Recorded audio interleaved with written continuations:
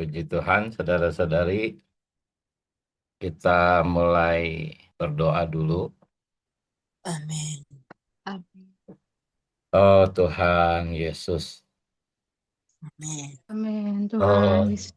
Tuhan Yesus, Amin.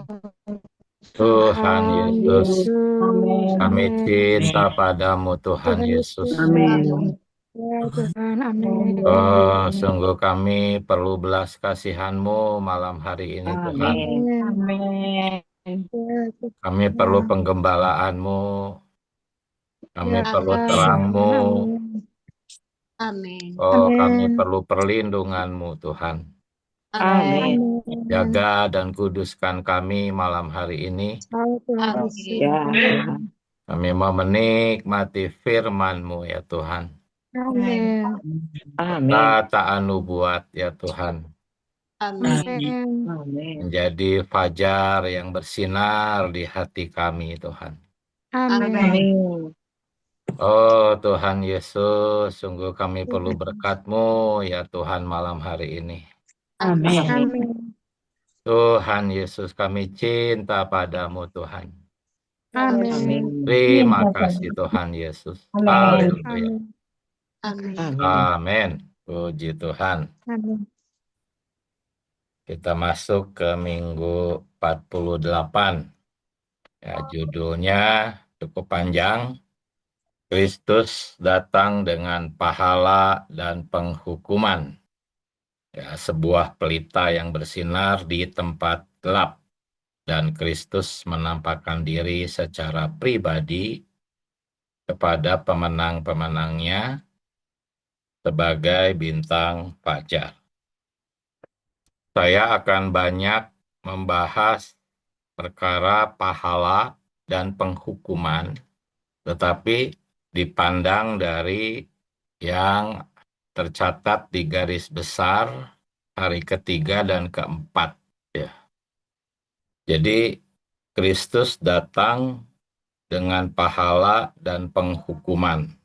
Nah, perkara pahala dan penghukuman itu nanti kita akan lihat itu adalah perkataan nubuat. Ya. Nah, perkataan nubuat ini oleh Petrus digambarkan sebagai pelita yang bercahaya di tempat gelap. Nah, malam hari ini beban saya adalah ingin memperlihatkan perkara pelita ini secara khusus mengacu kepada perkataan nubuat mengenai pahala dan hukuman bagi kaum beriman. Jadi kalau saudara-saudari perhatikan judulnya, nanti kita akan lihat Kristus datang dengan pahala dan penghukuman, itulah perkataan nubuat yang dimaksud oleh Petrus dan ditekankan di FKKP. Nah, perkataan mengenai pahala dan penghukuman itu tuh adalah sebuah pelita. Ya, pelita ini bersinar. Bersinar di mana? Di tempat gelap. Ya, karena itu saya akan juga nanti membahas perkara tempat gelap ini. Ya. Nah, itu. Jadi beban saya seperti barusan ya. Nah, saya justru mulai dari garis besar hari ketiga dan keempat dulu ini. Di sini dikatakan bahwa dengan demikian kami makin diteguhkan oleh firman yang telah disampaikan oleh para nabi. Ya, secara literalnya, kami mempunyai perkataan nubuat yang teguh, gitu ya. Jadi Petrus berkata bahwa kami mempunyai perkataan nubuat yang teguh.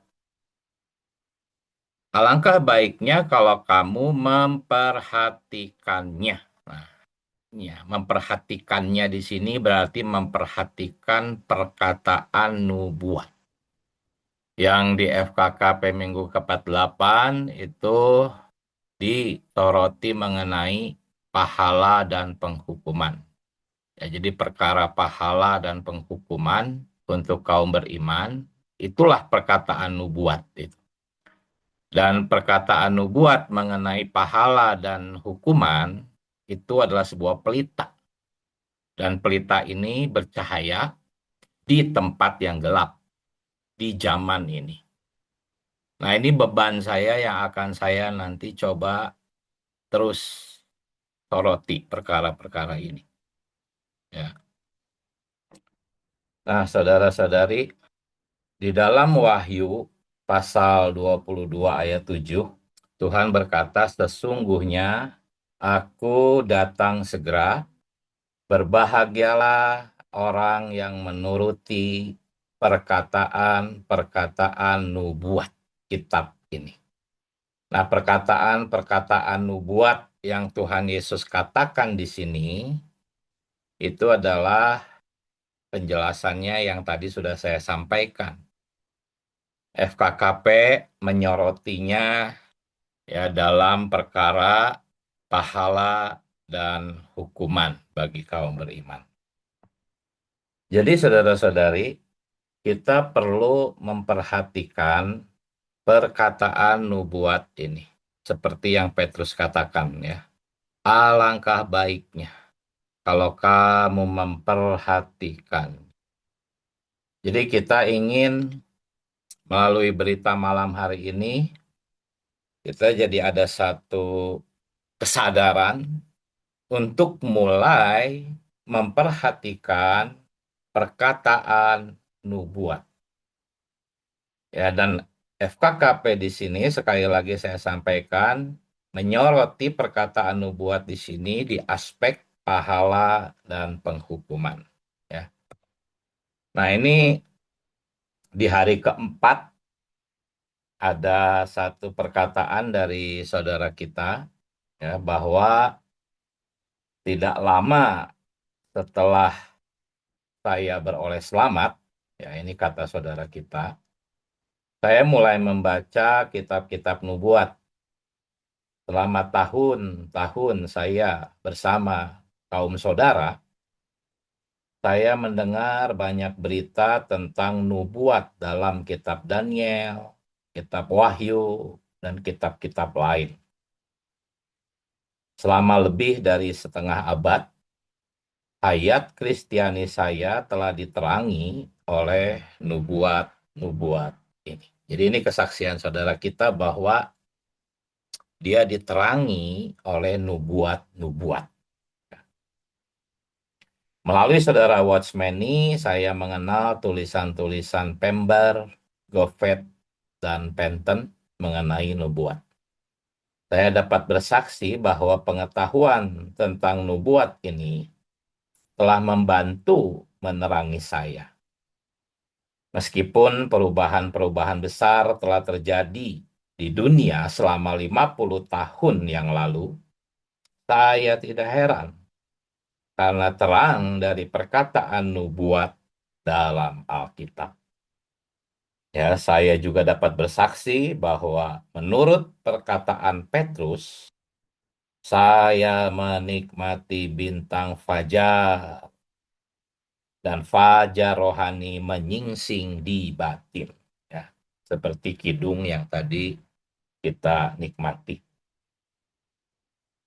Ya, jadi saudara-saudari, fajar yang menyingsing itu sebetulnya satu kiasan mengenai Tuhan atau kedatangan Tuhan secara terbuka kelak. Ya.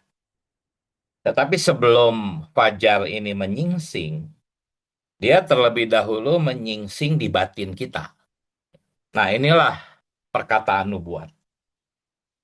Ya, saya pun bersaksi, saudara-saudari. Ketika saya mempelajari nubuat-nubuat dalam Alkitab, ya saya merasakan ya perkataan-perkataan nubuat itu benar-benar bercahaya loh. Seperti terang gitu ya. Makin dipelajari, didoa bacakan, didoakan, itu makin lama tuh makin terang. Tadi Kidung mengatakan menerobos kegelapan. Ya, kegelapan tuh jadi sirna gitu. Dan makin lama makin terang seperti matahari. Saya tidak berkata saya sudah terang, hanya ini gambarannya gitu. Ya.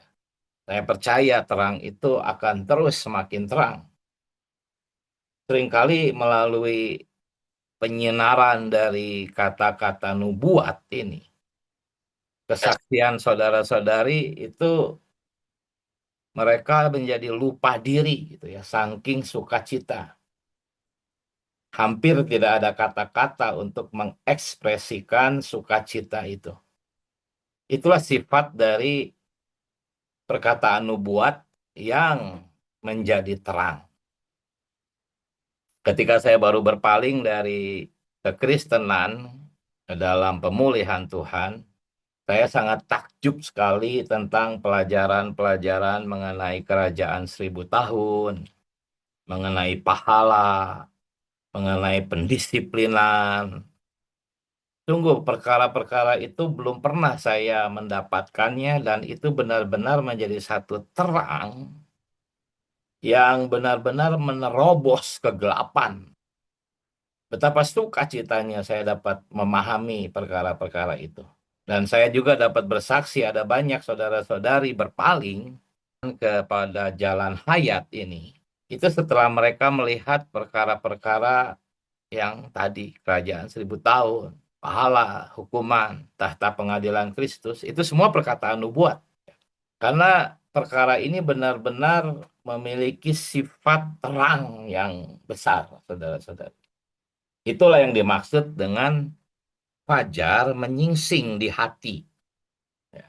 Bintang timur terbit bersinar di dalam hatimu, kata 2 Petrus 1 ayat 19. Sebetulnya itu Tuhan Yesus datang kepada kita secara pribadi sebagai fajar di batin kita. Bintang fajar itu sebelum dia datang secara terbuka, ya, bagi orang-orang yang mengejar perkara nubuat ini, maka bintang fajar itu terlebih dahulu terbit dulu di hati. Ya. Awalnya itu mungkin hanya seperti pelita, tetapi berangsur-angsur itu seperti fajar gitu. Fajar itu maksudnya matahari.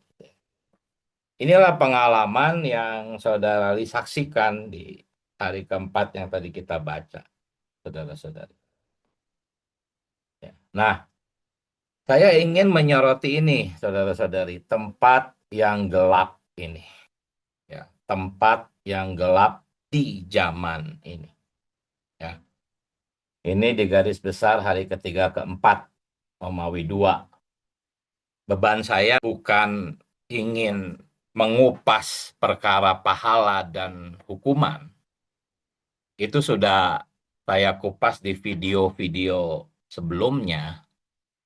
Beban saya hari ini bukan mengupas perkara pahala dan penghukuman, tetapi saya ingin memperlihatkan dan memberikan kesan mengenai kegelapan. Kegelapan di zaman ini. Kenapa kegelapan? Karena tidak ada pelita. Pelita di sini mengacu kepada perkataan nubuat. Jadi perkara-perkara nubuat di zaman ini itu benar-benar masih gelap bagi kebanyakan orang Kristen. Nah, saya ingin malam hari ini tuh menyingkapkan kegelapan ini agar kita semua bisa merasakan bahwa memang di zaman ini tuh gelap. Gelap dalam hal melihat terang nubuat. Mengenai terang nubuat, pahala dan penghukuman, itu saya tidak terlalu mengupasnya hari ini. Itu nanti bisa saudara-saudari dengar di video-video yang lain. Ya. Jadi malam hari ini sekali lagi saya ingin mengesankan betapa gelapnya, ya, khususnya di dunia kekristenan, betapa gelapnya mereka dalam hal melihat perkataan nubuat. Ya, nanti saya akan bicara lebih banyak mengenai ini. Ya. Jadi di sini di garis besar 34 Romawi 2 poin A, Petrus mengumpamakan perkataan nubuat dalam kitab suci itu dengan pelita yang bercahaya di tempat gelap. Ini menunjukkan bahwa zaman ini adalah tempat yang gelap itu. Ya, di malam yang gelap. Dan semua orang dunia ini bergerak dan bertindak dalam kegelapan. Ingat ya, saudara-saudari, kegelapan di sini bukan perkara dosa atau dunia malam atau perjinahan, kejahatan, bukan itu yang dimaksud kegelapan. Ingat, yang dimaksud kegelapan di sini adalah berkaitan dengan perkataan nubuat. Ya. Mengenai perkataan nubuat dalam Alkitab, khususnya pahala dan penghukuman, di dunia kekristenan itu gelap, saudara-saudari. Itu yang poin yang penting yang saya mau tekankan. Jadi kegelapan di sini bukan perkara dosa, bukan. Bukan perkara dunia hitam, kehidupan malam, perjinahan dan sebagainya, bukan. Tetapi kegelapan dalam hal melihat terang nubuat. Itu ya. Semoga saudara-saudari jelas supaya bisa mengikuti berita ini sampai akhir. Saudara-saudari, ketika kita membaca tempat yang gelap, ya, mungkin kita berpikir bahwa tempat yang gelap di sini hanya menunjuk kepada dunia orang-orang yang tidak percaya. Namun dalam pembahasan kita malam hari ini, tempat yang gelap ini itu berupa ketidakjelasan, ya, kesamaran mengenai melihat terang nubuat. Ada banyak kebenaran-kebenaran Alkitab yang terus-menerus dibicarakan. Orang-orang tetap membaca Alkitab, orang-orang tetap memberitakan firman Allah, tetapi mengenai perkataan nubuat ini sangat sedikit sekali terangnya, gitu. Itu poinnya. Itulah tempat gelap. Jadi tempat gelap di sini bukan dunia orang-orang berdosa, tetapi kegelapan yang membuat orang tidak dapat melihat terang perkataan nubuat. Ya. Nah, kalau di kalangan kekristenan itu bukan berarti tidak ada Alkitab, tidak ada aktivitas rohani, itu semua ada. Alkitab tetap dibaca, aktivitas-aktivitas tetap ada, ya. Orang-orang masih bersidang, berkebaktian, memuji Tuhan, melayani, itu semua masih dilakukan, tetapi dalam tempat yang gelap. Karena tanpa terang nubuat, itu hanya ada kegelapan, saudara-saudari. Yang dimaksud kegelapan ini tuh samar-samar, ya. Samar-samar itu pun dianggap sebagai suatu tempat yang gelap. Tanpa melihat atau mengerti atau mendapat terang mengenai perkataan nubuat, kita tuh tidak bisa memiliki jalan yang diterangi, saudara-saudari. Itu yang akan kita lihat panjang berita ini. Ya. Jadi inilah pemikiran atau definisi dari tempat yang gelap. Dalam pembahasan FKKP kita malam hari ini, yang dimaksud kegelapan itu bukan menolak Alkitab, ya, tetapi hanya menekankan sebagian kebenaran Alkitab. Jikalau kita hanya menekankan sebagian kebenaran Alkitab dan mengabaikan perkataan nubuat, hasilnya maka akan gelap. Ya, gelap di sini tuh artinya pandangannya kabur, samar, tidak jelas, sehingga kesadaran itu hilang. Kesadaran mengenai apa? Dalam FKKP Minggu 48, yang disoroti adalah mengenai pahala dan hukuman. Jadi kesadaran mengenai perkataan nubuat tentang pahala dan penghukuman itu menjadi samar, kabur, dan hilang dari kesadaran banyak orang Kristen. Inilah kegelapan itu yang saya maksudkan. Ya. Jadi definisi perkataan nubuat ini apa? Secara prinsip perkataan nubuat itu adalah bagian firman Allah yang menyingkapkan perkara-perkara yang akan datang. Itu maksud perkataan nubuat. Tujuannya bukan untuk kasih pengetahuan masa depan, bukan. Buat apa pengetahuan masa depan kalau tidak ada hayat bertumbuh? Tujuan perkataan nubuat itu adalah memberi terang agar kita bisa berjalan hari ini di jalan dalam terang. Tanpa perkataan nubuat, pasti gelap. Inilah posisi perkataan nubuat dalam Alkitab. Dia tuh pelita, dia tuh terang. Dan perkataan nubuat ini harus menjadi fajar yang menyingsing di dalam batin kita. Itu bebannya yang ingin saya sampaikan pada malam hari ini. Ya. Nah, kemudian di garis besar hari pertama dan kedua, dikatakan bahwa ketika Tuhan Yesus kembali untuk memiliki kerajaan, dia akan memberi pahala atau menghukum semua orang milik dia. Ya. Nah, di nomor 2 dikatakan bahwa mengenai hal ini itu apa? Pahala dan hukuman. Wahyu 22 ayat 7 Tuhan berkata, berbahagialah orang yang menuruti perkataan-perkataan nubuat kitab ini. Jadi maksudnya apa?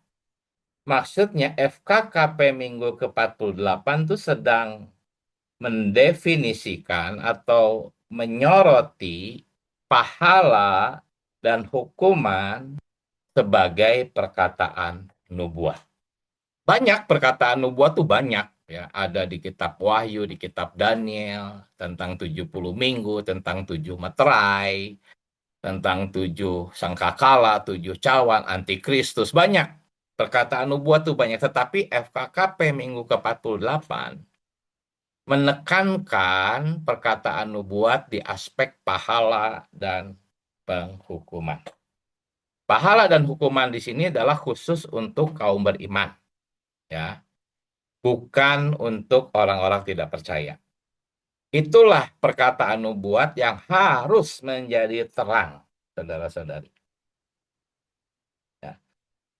Mengenai ini, yang harus kita perhatikan tuh adalah hal-hal yang terkait dengan pahala dan hukuman, seperti takhta penghakiman Kristus, ya, upah yang akan diterima di sana, atau hukuman karena dikatakan di takhta pengadilan Kristus itu setiap orang akan mendapatkan ya akibat dari perbuatannya, entah itu yang jahat atau yang baik. Nah, itu 2 Korintus 5 ayat 10. Semua perkara itu kan tentang masa depan, saudara-saudari. Itu akan terjadi ketika Tuhan Yesus datang kelak, datang untuk kedua kalinya. Ya, inilah definisi dari perkataan nubuat. Ya, semuanya ini kalau menjadi terang bagi kita, ini akan mempengaruhi kehidupan kita hari ini. Betapa pentingnya perkataan nubuat. Ya, akan sangat mempengaruhi kehidupan kita hari ini. Kenapa banyak orang Kristen sembarangan hidupnya, seenaknya hidupnya? Karena mereka gelap terhadap perkataan nubuat tentang pahala dan hukuman bagi kaum beriman. Bahkan di salah satu prinsip penafsiran Alkitab yang ditulis oleh saudara kita di buku 96 Perkataan Sehat, itu secara khusus dikatakan kita harus memperhatikan perkara pahala dan hukuman bagi kaum beriman. Ya.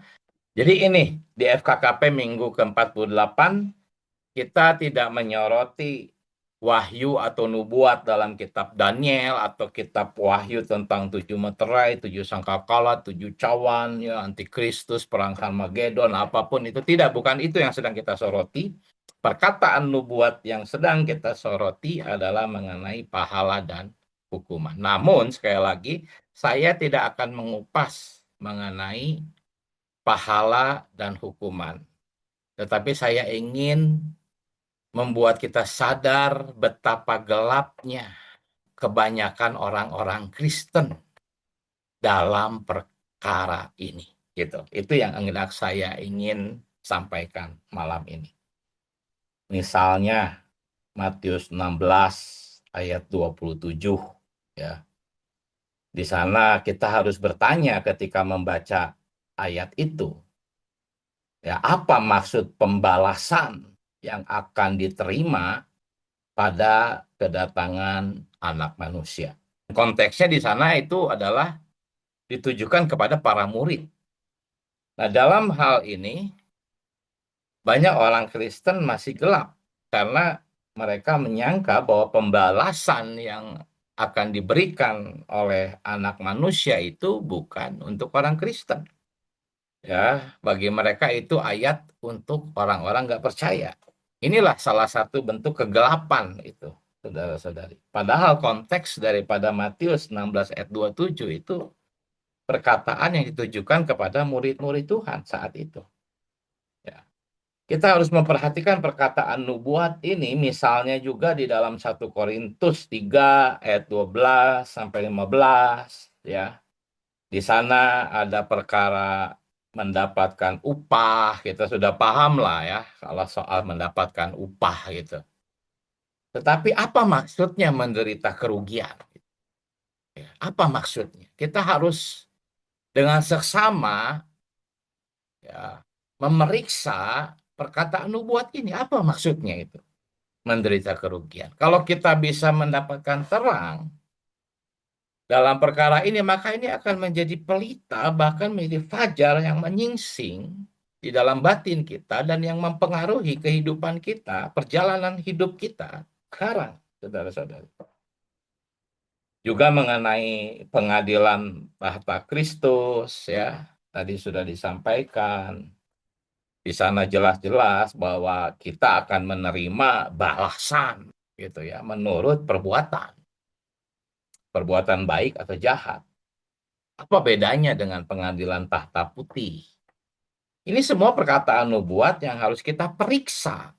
Petrus bilang kita harus periksa itu. Ya, itulah pelita.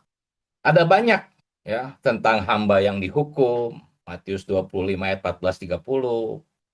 Apa maksudnya menguasai 10 kota, 5 kota, itu ada di Lukas 19 ayat 17 dan 19. Itu apa maksudnya, kita harus periksa itu. Ya, bangsa-bangsa itu siapa? Di dalam Wahyu 2 ayat 26 sampai 28 itu para pemenang akan berkuasa atas bangsa-bangsa. Siapakah bangsa-bangsa itu? Kalau kita memperhatikan perkataan-perkataan nubuat ini, lalu dapat terang berupa pelita, itu lama-lama itu akan terang dan kita akan ya dipengaruhi. Gitu. Kita akan sangat dipengaruhi oleh perkataan nubuat ini. Itu yang akan membuat kita bisa meninggalkan dunia. Itu yang akan membuat kita bisa bergairah ikut Tuhan. Itu yang membuat kita bisa damba kedatangan Tuhan. Tetapi tanpa perkataan nubuat yang kita pahami, jangan harap kita pasti akan terlena dan hanyut kepada dunia. Inilah pentingnya perkataan nubuat, saudara-saudari. Ya. Jadi ingat, dalam FKKP minggu ke-48 ini, ketika Petrus berkata tentang perkataan nubuat, ketika Tuhan Yesus berkata berbahagialah orang-orang yang menuruti perkataan nubuat ini, ya, jangan membatasinya hanya kepada perkara-perkara tentang antikristus, ya 666 gitu, perang Harmagedon, meterai, sangkakala, bukan ya. Ini sedang kita soroti apa? Pahala dan penghukuman ya bagi kaum beriman. Inilah pelita itu, saudara-saudari. Jikalau orang-orang Kristen melihat dengan jelas perkara pahala dan hukuman yang akan datang ketika Tuhan datang, maka pelita itu akan menyala di tempat yang gelap. Tempat yang gelap ini jelas zaman ini, tetapi secara khusus saya mau menekankan, yaitu di dalam dunia kekristenan, saudara-saudari. Tempat yang gelap itu bagi kita.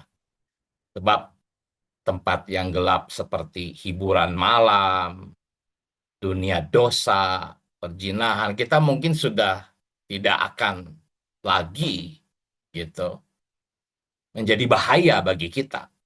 Karena kita sudah muak dengan perkara-perkara itu. Tetapi di dunia kekristenan, itulah kegelapan yang lebih berbahaya bagi orang-orang Kristen yang mengasihi Tuhan.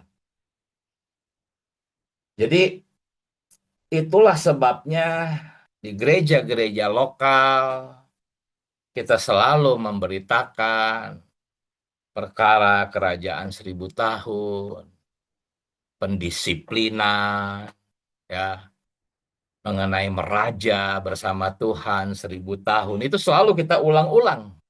Karena ini pelita, saudara-saudari. Ini terang. Dan inilah yang membuat kita tuh jadi jalannya terang. Dan bukan hanya soal perkataan nubuat itu. Kita pun di gereja-gereja lokal memberitakan tentang jalannya gimana gitu. Jalannya agar mendapatkan pahala gimana, jalannya agar terhindar dari hukuman gimana, ya. Jalannya jelas jalan hayat dalam penghidupan gereja. Makan minum Kristus dan sebagainya itu jalan agar kita mendapatkan pahala, ya, dan kita terhindar dari hukuman.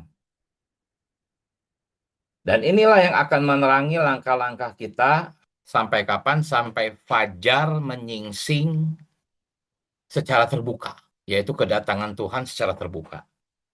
Pertama-tama menyingsing dulu di batin kita, baru kita akan terjaga. Nah, saudara-saudari, ketika Anda, ya mungkin juga nanti perkataan-perkataan saya barusan juga mungkin didengar oleh orang-orang di kekristenan, ya. Ya siap-siap aja diserang gitu. Ya pada pembacaan hari pertama itu ada yang digarisbawahi, ya, bahwa setiap orang yang telah diselamatkan akan dimanifestasikan di hadapan tahta penghakiman Kristus, sehingga setiap orang bisa menerima hal-hal yang telah dilakukan oleh tubuhnya, gitu ya. Apa yang dilaksanakan, entah itu baik atau buruk, mereka yang melakukan yang baik akan menerima pahala, dan mereka yang melaksanakan yang jahat akan menerima hukuman. Ketika orang-orang Kristen di kekristenan mendengar perkara ini, saudara-saudari siap-siap aja. Bukan hanya pendapat atau opini, ya, mereka menyerang, tetapi dengan ayat-ayat Alkitab mereka akan mencoba untuk mematahkan atau menyerang konsepsi hukuman ini, saudara-saudari. Kenapa? Itulah tempat yang gelap, gitu. Ketika kita memberitakan perkara hukuman bagi kaum beriman, maka pasti mereka akan bertanya, apa? Orang percaya masih dihukum? Gitu. Wah, ini yang akan kita terima. Kenapa? Karena itulah ekspresi dari kegelapan, gitu, saudara-saudari. Ya. Nah, saya akan memperlihatkan kegelapan di dunia kekristenan, saudara-saudari, mengenai perkataan nubuat, khususnya hukuman. Di sebelah kiri itu ayat-ayat tentang kerajaan. Kita memberitakan kerajaan. Tetapi di sebelah kanan itu ayat-ayat tentang kasih karunia. Ya. Kita memberitakan di dalam 1 Korintus 11 ayat 31-32. Ya, kita akan dihukum oleh Tuhan supaya kita tidak dihukum bersama dunia. Ini ayat loh, ini firman Allah. Saya sering menyodorkan ayat ini kepada orang-orang di kekristenan, bahwa kita tuh masih bisa dihukum di 1 Korintus 11 ayat 31-32. Tetapi apa reaksi mereka? Mereka menyerang ayat yang saya sampaikan ya dengan ayat lagi gitu. Mereka menyodorkan segera. Jangan salah, Yohanes 3:18 berkata barang siapa percaya kepadanya, ia tidak akan dihukum. Ya, mereka sedang berusaha membungkam ayat dengan ayat. Apa ini? Ini kegelapan, saudara-saudari. Kalau nggak gelap, mana sih mungkin ayat yang saya sampaikan dibungkam oleh ayat lagi. Ya. Di sini ada cukup banyak ayat ya yang saya mau sampaikan. Kita memberitakan 2 Korintus 5 ayat 10, kita semua harus menghadap tahta pengadilan Kristus, ya, mempertanggungjawabkan perbuatan baik dan jahat. Lalu ada dari mereka pasti akan ada yang menyodorkan ayat ini. Kenapa aku bakal menerima konsekuensi perbuatan jahat? Roma 8 ayat 33, 34 berkata, siapa yang akan menggugat orang-orang pilihan Allah? Lihat, ayat diperangi sama ayat. Gitu. Gelap nggak? Gelap. Mereka hanya mau ayat-ayat tertentu dan berusaha membungkam ayat-ayat yang lain. Ya.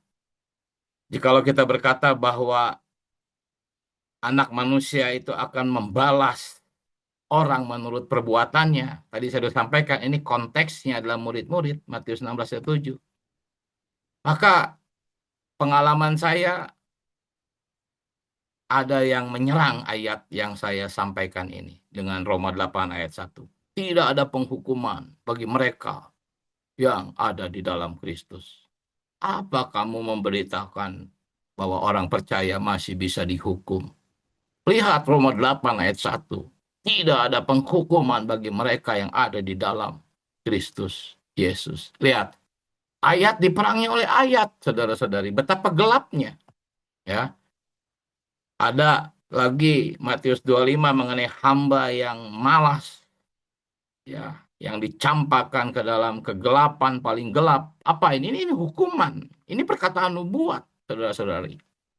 Tetapi ketika kita memberitakan perkara ini, ada ayat lagi yang menyerang ayat tentang kerajaan, ya, bahwa siapa percaya ia tidak turut dihukum karena dia sudah pindah, gitu, ya.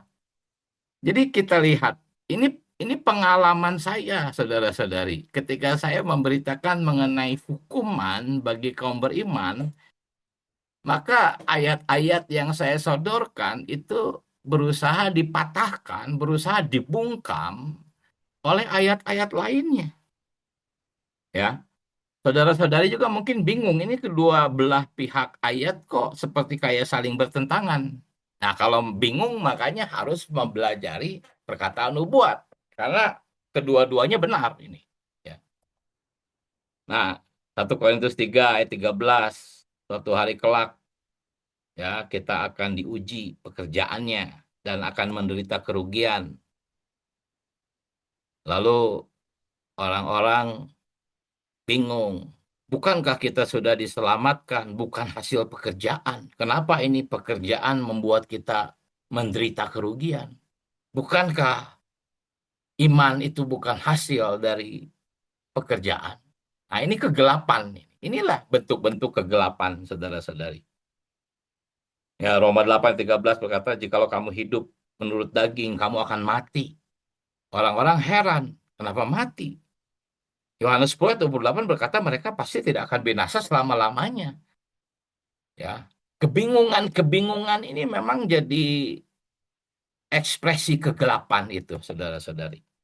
Ya, Yakobus 2:17, tanpa perbuatan iman itu mati. Ya, kita sampaikan ini. Ya, tetapi orang-orang membungkam ayat ini dengan berkata kita dibenarkan tuh oleh iman, bukan oleh perbuatan. Ya, ini sering terjadi.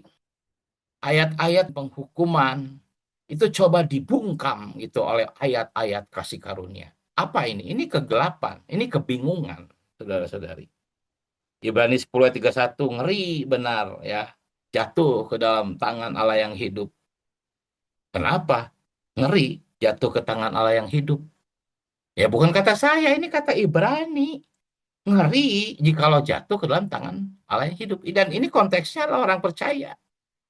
Ya, tetapi mereka nggak percaya. Mereka coba bungkam Ibrani ini dengan Roma 5 ayat 9. Ya, masih banyak ayat-ayat ya. Nanti saudara-saudari boleh periksa sendiri.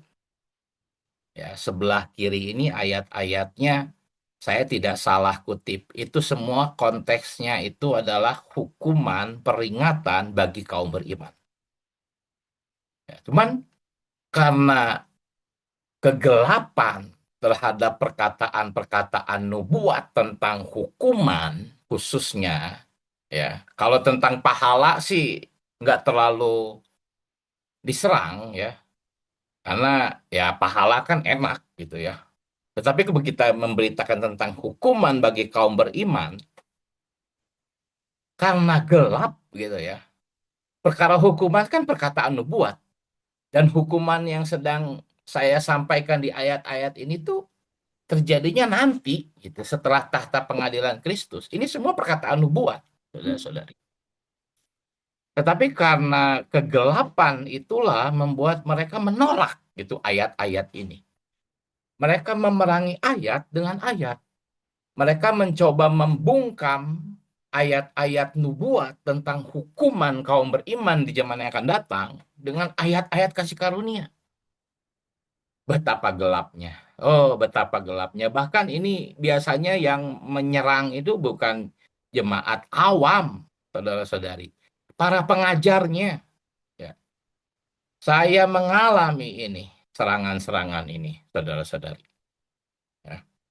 Jadi inilah yang tadi saya sampaikan bahwa malam hari ini beban saya tuh ingin mengekspresikan kegelapan gitu. Ingin mengekspos kegelapan gitu. Agar saudara-saudari yang mendengar berita ini semakin giat ya memperhatikan perkataan nubuat khususnya tentang pahala dan hukuman. Itulah yang membuat saya ya memberitakan ini di dalam video-video saya sebelumnya, saudara-saudari. Kalau kita kembali ya, betapa kekanak-kanakannya ya orang-orang Kristen yang memiliki banyak ayat tetapi mengabaikan ayat-ayat tentang perkataan nubuat, saudara-saudari. Oh, Tuhan Yesus. Di tempat yang gelap ini, ada kedangkalan yang luar biasa, saudara-saudari. Mereka mencoba membuang ayat-ayat perkataan nubuat, khususnya tentang hukuman atau pendisiplinan kaum beriman. Makanya ketika Anda coba menjelaskan perkara pendisiplinan kerajaan 1000 tahun kepada orang-orang Kristen, pasti Anda akan mengalami kesulitan luar biasa itu. Ya. Karena penolakannya itu sangat kuat mengenai pendisiplinan di zaman kerajaan 1000 tahun. Kenapa? Yaitu karena kegelapan. Saudara. Kegelapan di sini bukan berarti mereka nggak punya ayat. Mereka punya banyak ayat. Hanya yang dipegang hanya sebagian. Gitu. Dan mereka menolak ayat-ayat tentang penghukuman. Saudara-saudari. Ya, ketika membaca Yohanes 3:18, yang percaya tidak akan dihukum. Wah, sukacita mereka ya. Ketika membaca Roma 8 ayat 1, tidak ada penghukuman bagi mereka di dalam Kristus. Mereka berkata, amin, yes. Tetapi yang dimaksud tidak ada penghukuman itu bukan tidak ada pendisiplinan. Baca catatan kakinya itu penghukuman di dalam hati nurani. Cuman orang nggak paham ini karena gelap. Ya. Tapi ketika mereka membaca tahta penghakiman Kristus, harus mempertanggungjawabkan yang jahat dan yang baik. Ya, seperti tadi mereka segera menyodorkan ayat-ayat tandingan. Betapa kekanak-kanakannya mereka. Oh, Tuhan Yesus. Ya. Jadi inilah kondisi kekristenan yang gelap terhadap perkataan nubuat. Intinya apa? Intinya ketika mereka mendengar perkataan nubuat khususnya tentang hukuman orang percaya, maka para pengajarnya itu akan mulai menjelaskan untuk mematahkan atau membungkam ayat-ayat. Mereka seolah berkata, oh ayat itu nggak sesungguhan berkata seperti itu kok. Maksudnya tuh gini, gini, gini, dan gitu. Bahkan, oh itu ayat bukan buat kita kok, itu buat bangsa Israel katanya. Oh itu hanya simbolik atau dan sebagainya. Jadi betapa sulitnya, saudara-saudari, kita memberitakan tentang pendisiplinan kaum beriman. Ya. Yang kalau di Markus pasal 9 ayat 49 tuh digarami oleh api. Dan dalam konteks Markus pasal 9 tuh digaraminya tuh di neraka. Saya pernah menyampaikan ini bahwa ada 2 jenis neraka. Wah, serangannya luar biasa, saudara-saudari. Markus 9 padahal yang mengatakan itu. Ya, bahwa kita tuh akan digarami oleh api. Jikalau ya rasa asin kita itu hilang, hambar sebagai garam. Ya, seperti istri Lot, garamnya jadi tiang malah bukan untuk menikmatkan makanan.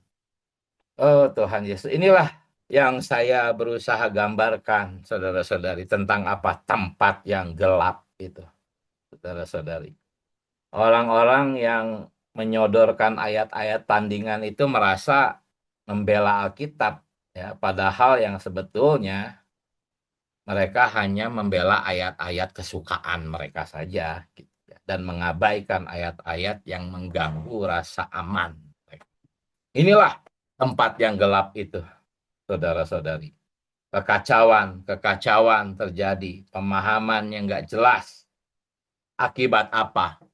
Akibat kurang memperhatikan perkataan nubuat.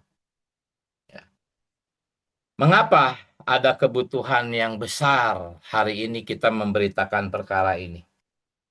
Ya, saya mau ambil contoh di kalangan arus utama yang teologinya itu dikatakan yang terbaik, di kalangan kekristenan yang memiliki teologi yang diakui, gitu ya. Mereka itu lebih banyak menekankan perkara pembenaran oleh iman atau kepastian keselamatan, ya, dalam khotbah-khotbah, dalam penggembalaan. Ya, ini yang selalu ditekankan tentang pengampunan dosa, ya pasti selamat, pembenaran itu oleh iman. Itu semua benar, saudara-saudari. Itu semua tidak salah. Tetapi karena terlalu ditekankan, terlalu diulang-ulang, ya, seolah-olah pemberitaan tentang pembenaran oleh iman, kepastian keselamatan, pengampunan dosa itu dikhotbahkan mungkin ratusan kali. Tetapi pemberitaan tentang tahta penghakiman Kristus mungkin hanya 1-2 kali gitu dikhotbahkannya. Ya. Bukannya berarti kepastian keselamatan itu salah. Bukan. Pembenaran oleh iman itu salah. Bukan. Itu semua benar. Tapi karena terlalu sering diulang-ulang, dan bersamaan dengan itu perkara tahta penghakiman Kristus, perkara pahala dan hukuman itu jarang diberitakan.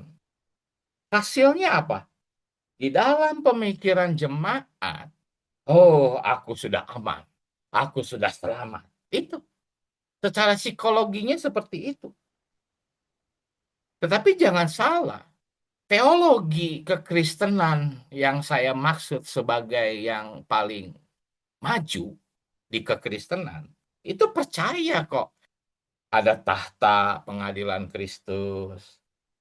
Kita harus mempertanggungjawabkan, pekerjaan kita akan diperiksa, setiap orang harus memberi pertanggungjawaban. Mereka percaya, mereka tidak menolak. Gitu. Tetapi jarang diberitakan. Mereka hanya memberitakan kebanyakan mengenai yang enak. Ya, oh kamu sudah percaya pasti selamat. Sudah, karena pembenaran itu adalah iman, bukan oleh perbuatan. Mereka menyindir agama-agama lain yang masuk surga itu harus oleh perbuatan. Mereka menyindir agama-agama lain yang masuk surga tuh harus ditimbang dulu antara kejahatan dengan perbuatan. Ya memang kita tidak setuju dengan agama-agama itu. Masuk surga tuh bukan ditimbang jahat sama baiknya, bukan. Ya. Tetapi yang tidak disadari oleh kekristenan adalah di tahta pengadilan Kristus. Ya. Paulus berkata, kita semua, termasuk Paulus, akan menghadap sana. Yang akan dipermasalahkan itu adalah perbuatan baik dan jahat. Gitu. Kenapa mereka tidak menyadari ini? Karena jarang diberitakan, gitu saudara-saudari. Mungkin pemberitaan tentang kasih karunia itu ratusan kali, tapi tentang kerajaan, tentang penghukuman, tentang pahala itu sedikit sekali diberitakannya. Ya. Inilah problemnya, saudara-saudari. Ya. Dan kalaupun gitu, mereka memberitakan tentang tahta pengadilan Kristus, ya, mereka menggambarkan pengadilan itu hanya sebuah penghakiman yang sifatnya tuh hanya sekedar evaluasi. Oh iya, pekerjaan akan diperiksa, motivasi pelayanan akan diperiksa, ya Tuhan Yesus akan menilai pekerjaan. Ya, tetapi ya itu, hasilnya apa?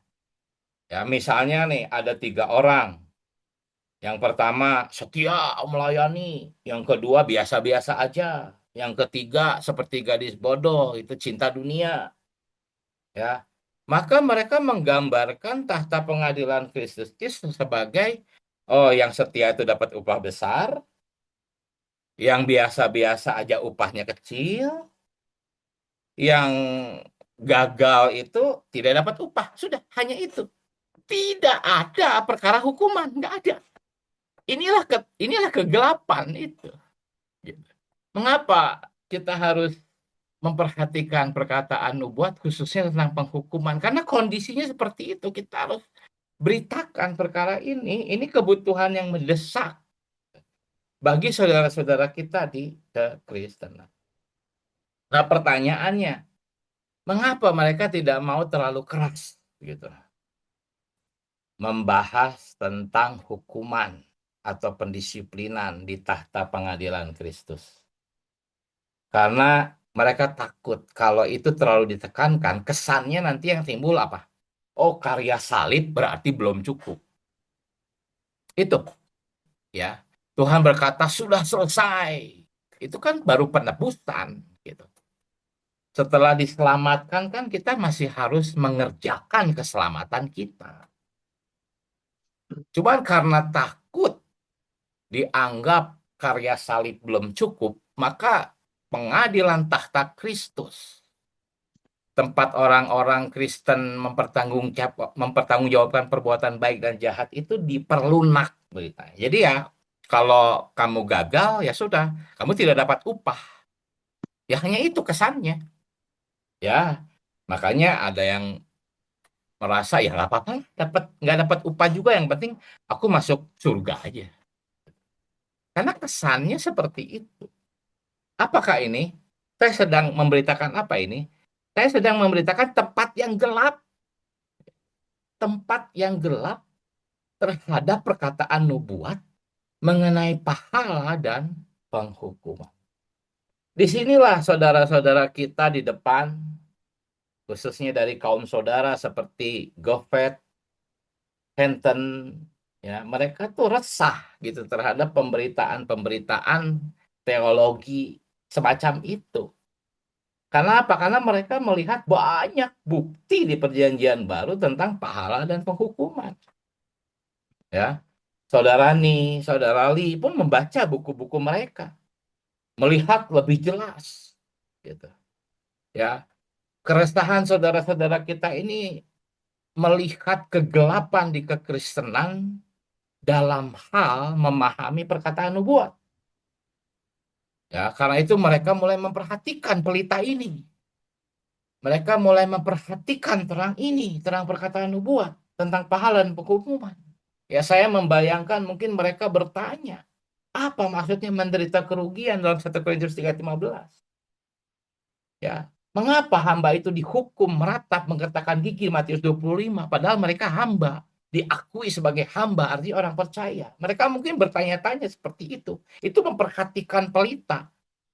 Ya, seharusnya kita pun seperti itu. Ya.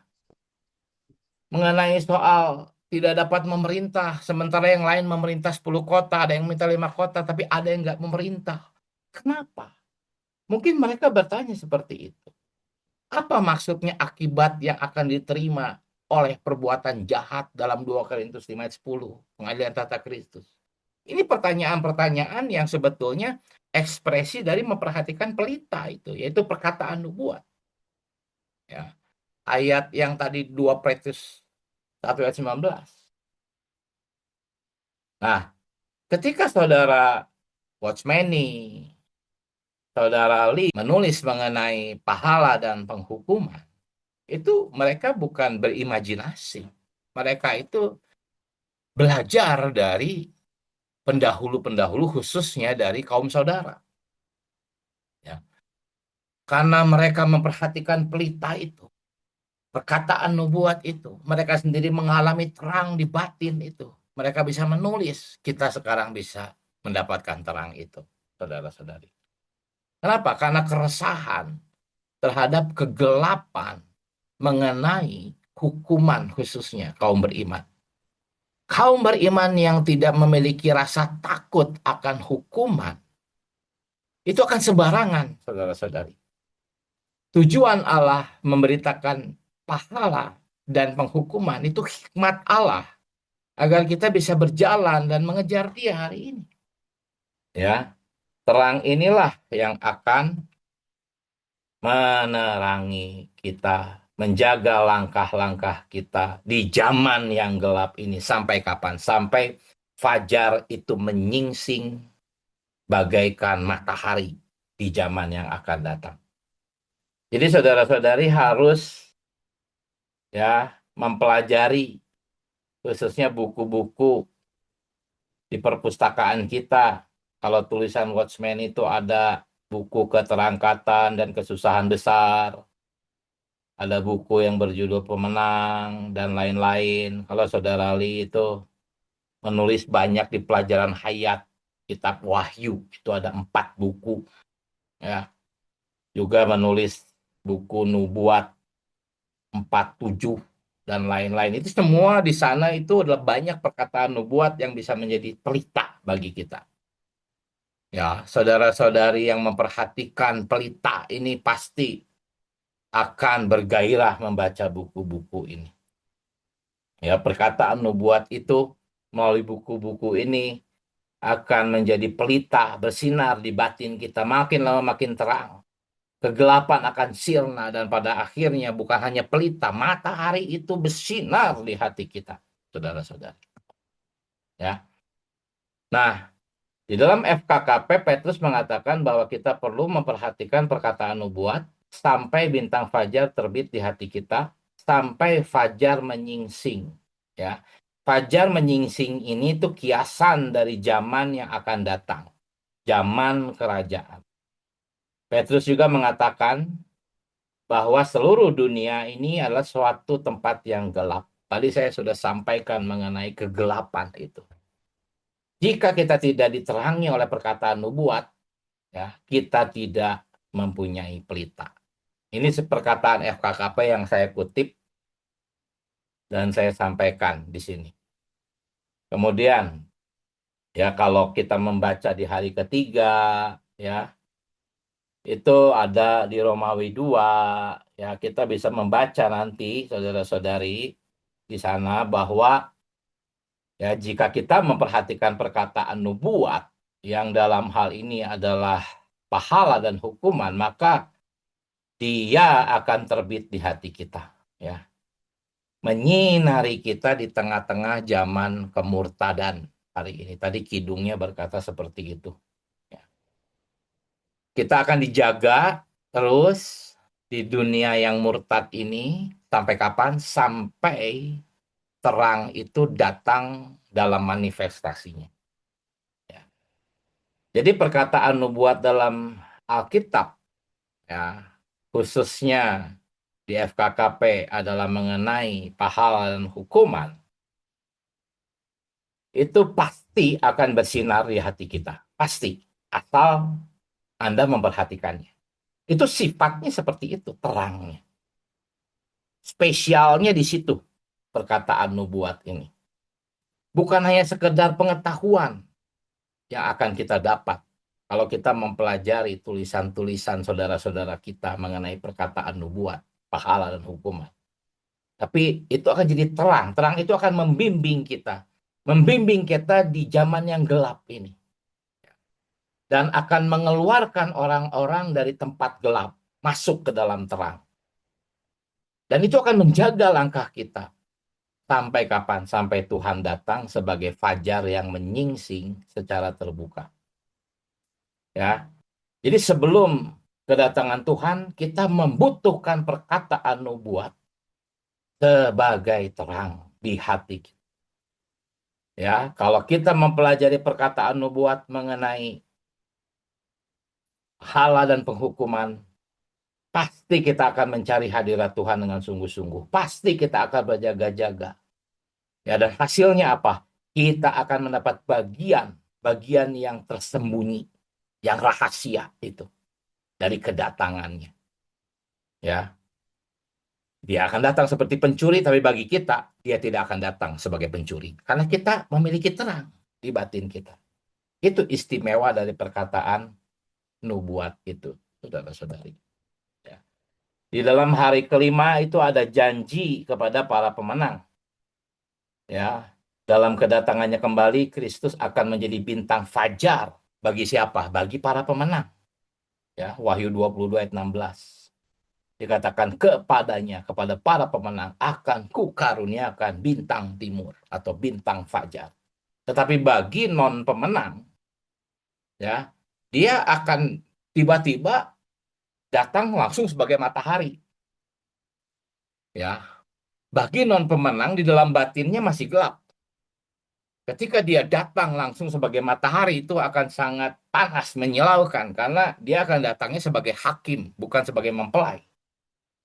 Tetapi bagi para pemenang, ya, Tuhan itu secara rahasia telah menampakkan diri terlebih dahulu sebagai bintang timur. Ya. Bukan sebagai matahari yang tiba-tiba. Ya.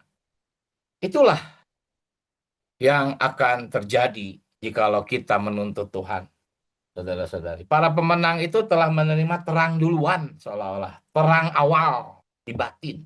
Fajarnya udah menyingsing duluan di batin. Ya. Yang akan menjaga mereka hari ini di zaman yang gelap itu. Sampai kedatangan Tuhan.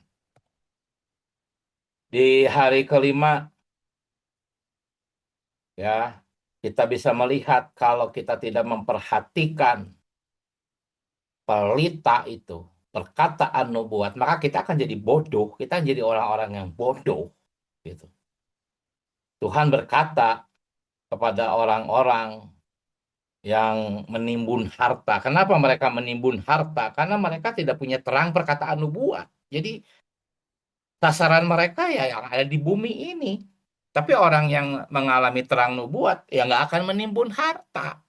Gitu. Orang yang menimbun harta itu merasa dia dijaga oleh hartanya. Tapi Tuhan berkata apa dalam Lukas 12 ayat 20? Hai orang bodoh, malam ini juga jiwamu akan diambil. Oh, ngeri saudara-saudari. Jangan jadi orang bodoh. Harus mempelajari perkataan nubuat. Hasilnya pasti Anda tidak akan menimbun harta. Pasti. Ya. Selain soal menimbun harta, orang-orang yang bodoh ini bisa jadi juga orang-orang yang berkata, oh saya kan masih muda, saya belum menikmati dunia, anak-anak saya masih kecil. Ya nantilah kalau saya sudah stabil, ya sudah santai, sudah mapan, barulah saya menempuh hidup gereja. Ya, itu bisa. Tuhan bisa berkata kepada mereka, "Wahai orang bodoh, hari ini juga aku ambil kau." Nah, bisa jadi itu, hati-hati, saudara. Jangan ditunda. Ya, khususnya jangan menunda pertumbuhan hayat. Jangan. Oh, saya nanti aja lah bertumbuhnya. Jangan mulai dari sekarang. Itu bodoh sekali. Mulai bertumbuh dari sekarang. Jangan ditunda, saudara-saudari. Ya, jangan menimbun harta. Menimbun harta itu menunda pertumbuhan hayat. Jangan menunda menikmati Kristus. Oh, nanti aja. Jangan. Jangan menunda hidup gereja. Itu kan yang terjadi dengan orang bodoh ini. Gitu. Dia mengumpulkan harta. Itu yang membuat dia menjadi menunda. Gitu. Menunda apa yang seharusnya jangan ditunda. Akhirnya apa? Ya udah, hilang kesempatan, saudara-saudari. Ya. Kemudian di hari kelima juga dikatakan, ya dikutip 1 Korintus 7 ayat 29, ya waktunya sudah singkat. Kenapa bisa berkata waktu singkat? Karena Paulus melihat perkataan nubuat, gitu. Ya, dikatakan orang-orang yang beristri itu harus seolah-olah tidak beristri, orang-orang yang menangis seolah-olah tidak menangis, yang bergembira seolah-olah tidak bergembira, yang membeli seolah-olah tidak memiliki. Ya, diringkas ya pendeknya, pokoknya orang-orang yang mempergunakan barang-barang duniawi seolah-olah sama sekali tidak mempergunakannya. Sebab dunia seperti yang kita kenal sekarang akan berlalu. Nah, ini semua, saudara-saudari, akan menjadi karakter kita jikalau terang nubuat pelita fajar itu menyingsing di dalam batin kita. Ya, apa maksudnya yang beristri seolah-olah hidup tidak beristri? Apa maksudnya? Oh, bukan berarti tidak perlu mengasihi pasangan, bukan itu ya. Maksudnya itu adalah jangan sampai kasih terhadap pasangan lebih besar daripada kasih kepada Tuhan. Itu maksudnya. Kita yang sudah punya keluarga ya kita harus bertanggung jawab. Kita harus bertanggung jawab terhadap keluarga kita. Kita harus mengasuh, merawat anak-anak kita, mengasihi pasangan kita. Tetapi ada kalanya di saat-saat khusus Tuhan tuh meminta kita taat kepada Dia. Nah, di saat-saat seperti itu, janganlah kasih alamiah kita menguasai kita, sehingga kita mengorbankan Tuhan, ya, dan menomorsatukan keluarga atau istri atau suami. Itu maksudnya yang beristri seolah-olah tidak beristri. Itu maknanya. Orang-orang yang menangis seolah-olah tidak menangis. Bukan berarti nggak boleh sedih, ya. Maksudnya jangan tenggelam di dalam kesedihan. Seolah-olah hidup tuh udah habis gitu, sudah tamat gitu. Ingat, Tuhan masih mengendalikan kita. Kalau kita paham terhadap perkataan nubuat, paham tentang jalannya yaitu pertumbuhan hayat, Tuhan turut bekerja dalam segala sesuatu, mendatangkan pertumbuhan hayat kita, maka kita tidak akan menangis walaupun sedang menangis gitu. Itu maksudnya. Yang menangis seolah-olah tidak menangis. Yang bergembira pun seolah-olah tidak bergembira. Bukan berarti nggak boleh bersuka cita. Maksudnya jangan mabuk gitu oleh kesenangan-kesenangan atau kegembiraan-kegembiraan. Ya, mungkin usaha kita maju, kita sedang memiliki banyak berkat jasmani, rumah kita baru, anak-anak baik, lulus semua, kesehatan bagus. Ya harus bersyukur, tapi jangan mabuk oleh kesenangan-kesenangan itu. Ya, jangan menggantungkan berkat kehidupan kita kepada hal-hal itu. Itu maksudnya yang gembira itu seolah-olah tidak gembira. Ya. Dan yang membeli seolah tidak memiliki apa yang dibelinya. Ya, Anda mungkin membeli rumah, membeli tanah, membeli kendaraan. mendirikan usaha boleh, itu silahkan aja. Cuman maksudnya itu nggak kekal, ya.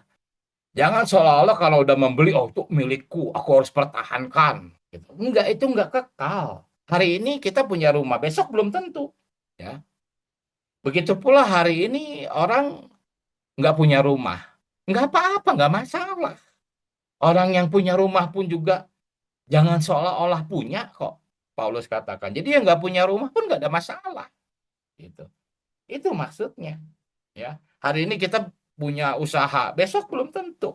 Itu maksudnya yang punya seperti nggak punya. Gitu. Ya, itulah intinya saudara-saudari.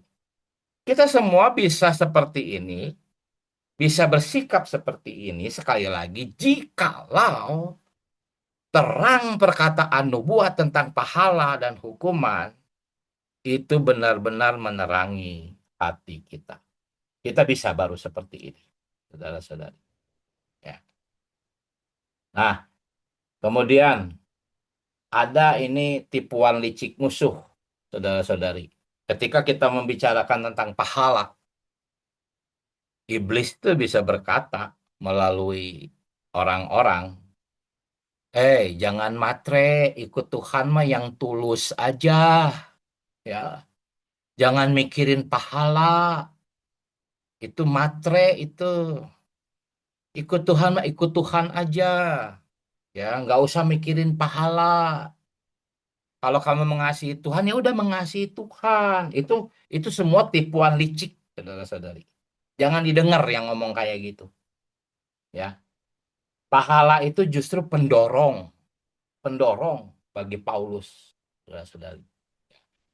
Paulus di hari ke-6 itu dia didorong di dalam 2 Timotius 4 ayat 7 sampai 8. Dia berkata, aku bertanding, mengakhiri pertandingan dengan baik. Artinya apa? Nggak mungkin dia nggak mikirin pahala. Seorang atlet itu pasti mikirin hadiahnya, saudara-saudari. Jadi jangan mau ditipu. Kita harus mikirin tentang pahala. Paulus sendiri berkata, aku bertanding, aku mencapai garis akhir. Ada dorongan. Dan Paulus berkata, mahkota itu sudah siap, sudah aku bakal terima. Apa artinya?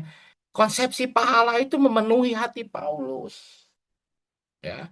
Mengenai hukuman, di dalam ayat 8 2 Timotius 4, ya, dia berkata bahwa aku itu sedang berhadapan dengan hakim yang adil. Hakim yang adil itulah yang akan memberikan aku mahkota.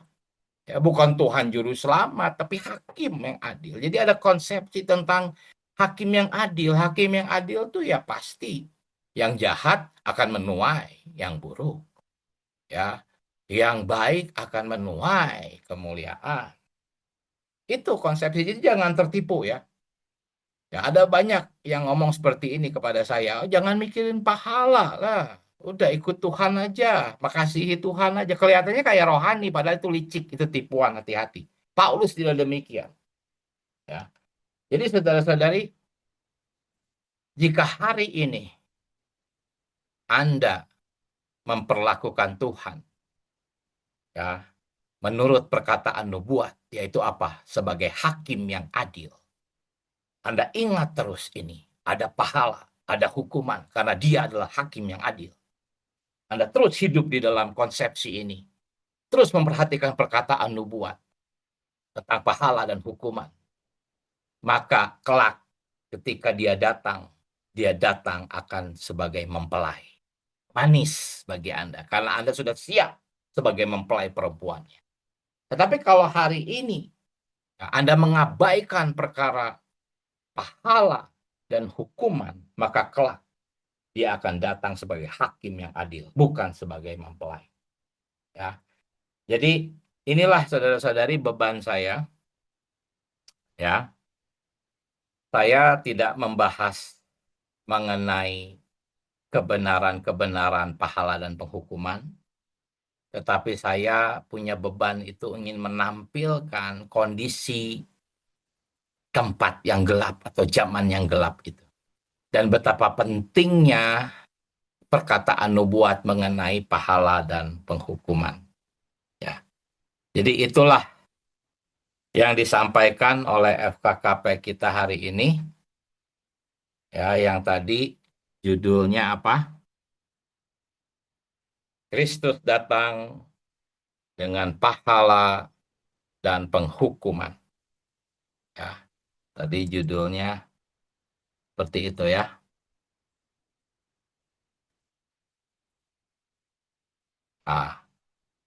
Kristus datang dengan pahala dan penghukuman.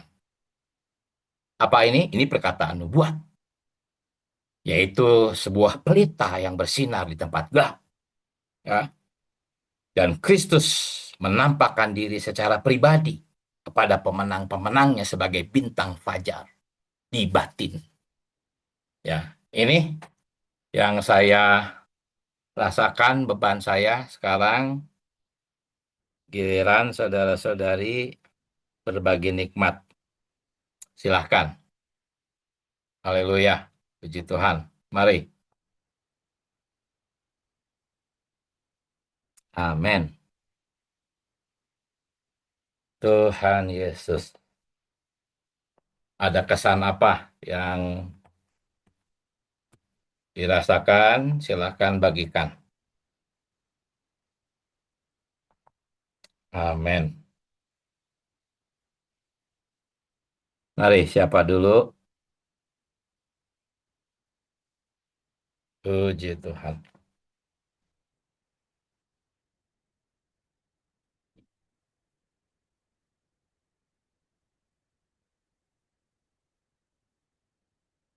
Mengenai pahala dan penghukuman, nanti saudara-saudari bisa nikmati di FKKP hari pertama dan kedua, tetapi memang belum terlalu detail ya di sana. Nanti saudara-saudari bisa menyimak di bahan-bahan yang lain, seperti buku-buku pelajaran hayat, atau video-video yang ada ya. Mari, mana ini? Silakan.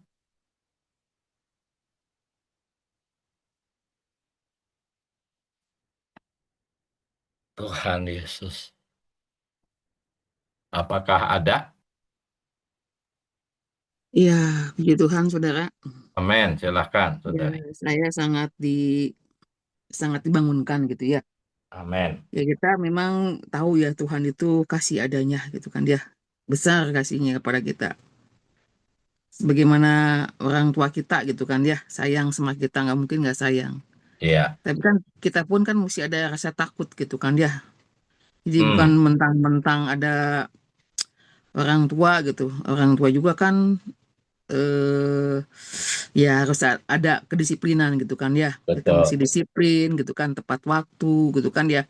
Semuanya ada aturan. Kita ke sekolah juga kan ada aturan, tepat waktu. Kalau telat juga kan dihukum gitu kan, ya. Iya. Tidak mengerjakan PR, ya ada penghukuman gitu. Tapi memang kasih adanya Tuhan pada kita. Puji Tuhan, saudara Diki, saya diingatkan bahwa kita ikut Tuhan bukan ikut Tuhan asal-asalan gitu kan, ya. Ya, Iya. kita harus benar-benar gitu kan, ya, benar-benar ikut Tuhan.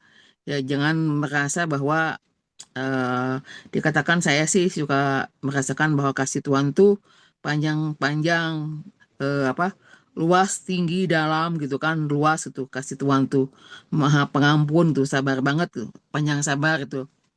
Emang iya gitu kan, dia sama sebetulnya dengan orang tua kita aja. Ya semuanya itu ya mesti ada ada poin-poinnya gitu. Seperti lalu lintas juga kan, ya ada rambu-rambunya gitu semuanya. Puji Tuhan, saya diingatkan kembali ya, ini sebagai pendorong supaya saya benar-benar hidup di hadapan Tuhan tuh tidak asal-asalan. Iya. Puji Tuhan, saudara, pengingat buat saya. Amin. Amin. Puji Tuhan. Silahkan, saudara-saudari yang lain. Amin, saudara-saudari. Amin. Ya, saya sangat terjamah dengan Kristus datang dengan pahala dan penghukuman. Ya. Amin. Amin. Ya, sama seperti yang sekarang ya, anak-anak sudah pada lagi ambil rapot ya.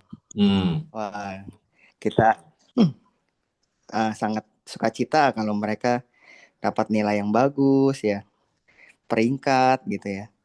Ya, itu sama dengan Tuhan juga sama seperti itu ya. Kadang-kadang kita tuh merasa kita udah puas, kita menjadi anaknya aja gitu. Kita udah selamat tinggal di dalam rumah gitu kan. Tapi kita nggak melihat visinya gitu. Kita harus mengejar ya. Kita sekolahin anak ya.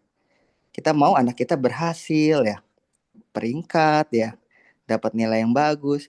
Tuhan pun juga sama gitu. Kita jangan sampai kita ya udah puas diri, kita udah percaya Tuhan, ya udah cukup kita jadi anak Bapa aja gitu. Tapi Hmm. kita nggak mau mengejar ya. Ya itulah hati Paulus juga ya. Dia ingin menjadi pemenang ya. Sekarang yang saya lihat ya, kekristenan sekarang kebanyakan ya, ya udah cukup, udah percaya Ya. dibaptis ya, datang ke gereja ya tiap Hmm. minggu, udah hanya cukup itu aja gitu loh. Hmm. Ya yang penting ya udah percaya ya kan, ya dapat berkat ya bersyukur gitu Hmm. ya kan. Tapi ya kadang-kadang kita nggak ngelihat ya, kalau Bapak kita tuh mau kita tuh mengejar ya Ya. pahala ini. Jangan sampai ya Tuhan itu datang ke kita itu bukan sebagai bintang fajar ya. Ya. Tuhan itu datang sebagai matahari. Wah, Hmm. kita tuh sangat menyesal nanti ya. Karena di pemulihan ini ya, kita sudah sangat jelas ya. Kita memiliki tiket yang ekspres ya. Kita sudah Hmm. mengenal kebenaran lebih baik daripada di luaran ya. Tetapi kadang-kadang karena kita sudah banyak mengenal ini, membuat kita tuh jadi usang ya. Hmm. Kita perlu diperbaharui terus saudara-saudari ya. Kita harus melihat visi ekonomi Allah ini, bahwa kita tuh nggak sekedar ya udah kita percaya gitu. Kita harus menggunakan talenta kita ya. Kita harus dalam jalur perlombaan ya. Bahwa nanti Tuhan itu datang ya sebagai mempelai, jangan sampai dia datang sebagai hakim ya. Hmm. Kadang saya merasa ya, di dunia ini, hidup ini ya, tahun demi tahun begitu sangat sulit ya saudara-saudari ya. Kita ekonomi kita ya, kita bekerja sangat keras ya. Kondisi dolar naik turun ya. Tapi makin ke sini juga makin sulit ya.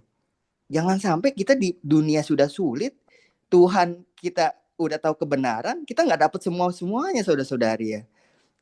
Kita harus jadi orang Kristen yang menang ya. Kita tahu kondisi dunia makin sulit ya. Di Tuhan kita harus mengejar sungguh-sungguh ya. Jangan sampai nanti pas Tuhan datang ya, kita didisiplinkan. Wah, itu sangat menyesal saudara-saudari ya. Maka kita harus mengejar bahwa dia tuh datang sebagai mempelai kita ya. Kita akan menikah, menikmati pesta itu ya, mendapatkan pahala mahkota kita ya.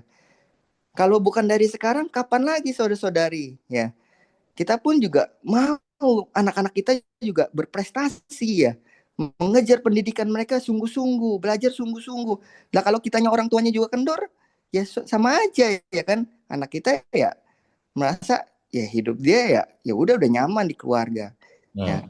Kita pun orang tua aja bisa seperti itu. Makanya kita sama Tuhan harus mengejar saudara-saudari. Ya. Kita harus di jalur perlombaan ini. Amin. Amin. Puji Tuhan. Amin. Silahkan disambung. Amin. Puji Tuhan. Amin. Ini yang tadi disampaikan itu ya. Jadi mengingatkan saya gitu. Jangan males, jangan kendor gitu kan. Iya. Oh Tuhan Yesus, jangan kendor. Gak bisa santai-santai gitu. Saya ini orangnya sekarang udah santai lah gini-gini.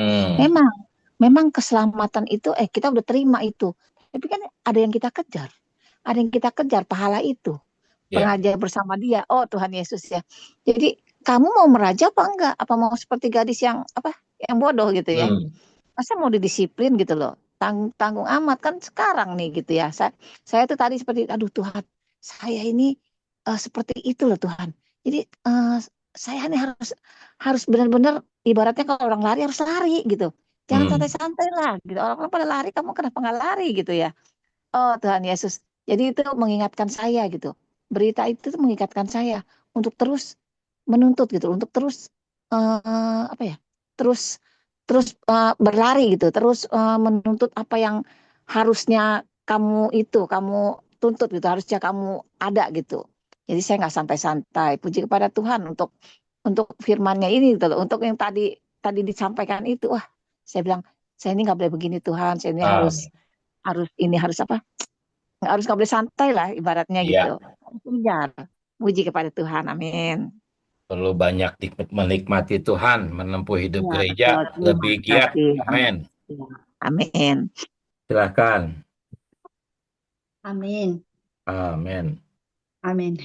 Eh, Iya, saudara-saudari kita itu ada kecenderungan memang melihat Tuhan kita itu Tuhan yang Maha Pengasih, penyayang, pengampun, lemah lembut, mesra, apa, manis gitu ya. Ada kecenderungan kita itu memang melihat seperti itu ya, mempercakapkan Tuhan. Tetapi kita sering lupa bahwa Allah kita itu adil benar. Dia itu adil dan benar. Ya, yang kalau saya lebih mudah itu melihat itu Paulus ya. Paulus dengan semua yang apa ya dia berbagian dengan penderitaan Tuhan ya, bahkan sampai dengan mati martir dibandingkan dengan penjahat yang ada di sebelah kanan Tuhan Yesus di kayu salib ya. Dia kan juga menerima keselamatan ya. Tetapi apakah adil kalau apa namanya pahala itu juga diberikan, pahala yang diberikan pada Paulus dengan penjahat yang sebelah kanan itu kalau sama, apakah itu adil gitu ya. Saya pernah memberitakan ini kepada teman yang masih ada di kandang agama ya. Mereka kan udah selamat kan udah dikerjakan, keselamatan sudah dikerjakan Tuhan Yesus juga kan udah selesai. Kita kan sekarang tinggal nikmatin sukacitanya aja kan gitu ya. Wah, sederhana itu ya. Itu majelis yang bicara dalam majelis. Terus kemudian saya sampaikan perbandingan antara yang dua itu ya. Ya mereka tidak bisa berkata ya, dan cenderungan tidak mau melihat fakta Alkitab gitu ya. Adanya pahala, adanya 1000 tahun penanggulangan, nggak mau menutup mata karena mereka sudah cukup puas. Aku sudah selamat, aku sudah terima Tuhan Yesus, aku sudah dibaptis, aku jaminan masuk surga sudah, gitu ya, saudara-saudari. Terus kemudian untuk kita saudara-saudari, kebenaran kan disingkapkan. Allah itu adil benar loh. Ya, kalau kita melihat bagaimana di Perjanjian Lama itu adil benar itu, bagaimana Tuhan mengasihi Daud sedemikian, tapi begitu Daud salah ya Tuhan kasih penghakiman ya, kasih pendisiplinan gitu ya. Itu terus berlangsung ya, saudara-saudari. Itu kan kalau kita berdosa ya, kita pasti kalau kita mengaku dosa ya kita diampuni, saudara-saudari. Ya, tetapi ini kan masalah kematangan hayat ya. Matang hayat itu ya adalah unsurnya yang terus bertambah-tambah dalam kita, artinya manusia lama kita memang harus tersingkirkan. Tidak ada yang lain. Sudah dan ini kebenaran berapa bulan itu ya, itu kok bicaranya tentang ini terus sih ya, tentang kitab Wahyu terus ini. Kok bicaranya tentang kedatangan Tuhan kali kedua sih?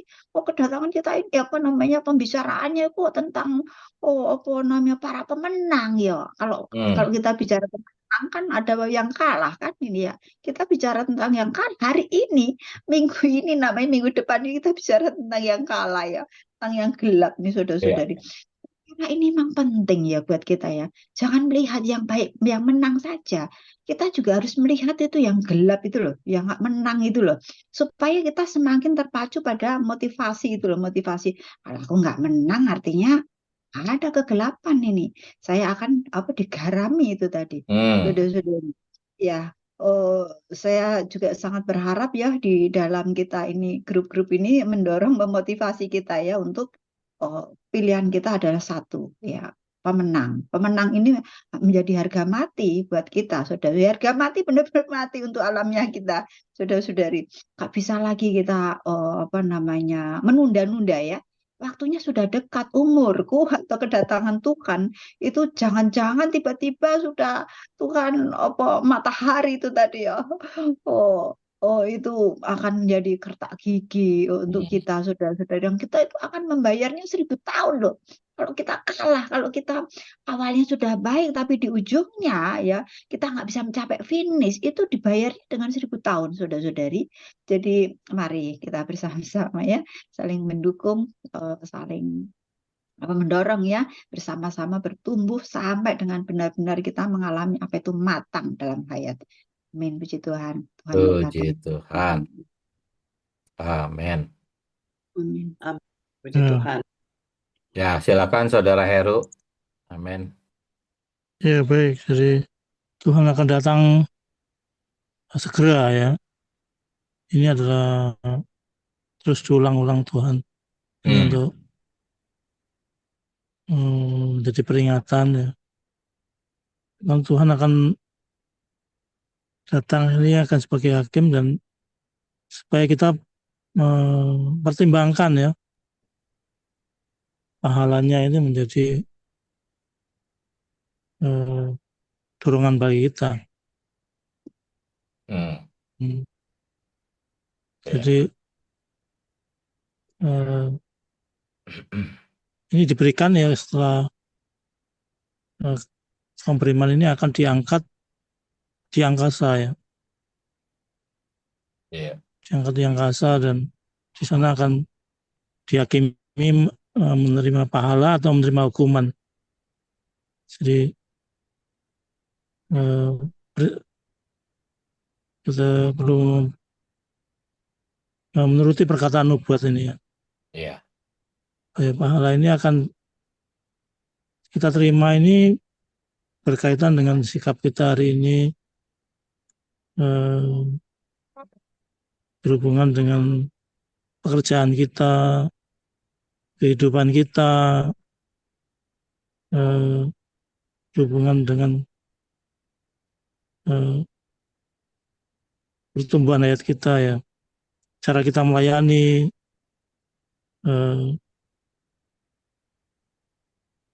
jadi kita perlu mempertimbangkan.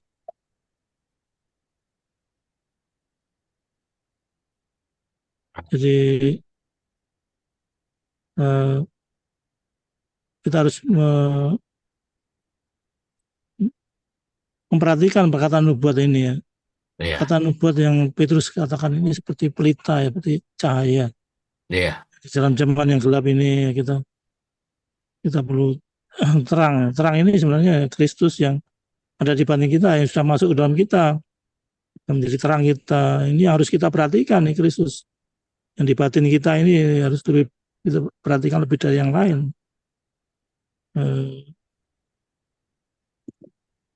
Jadi kita perlu memperhatikan sampai fajar menyingsing. Tuhan sebagai bintang fajar. Bintang fajar itu bintang yang terbit sebelum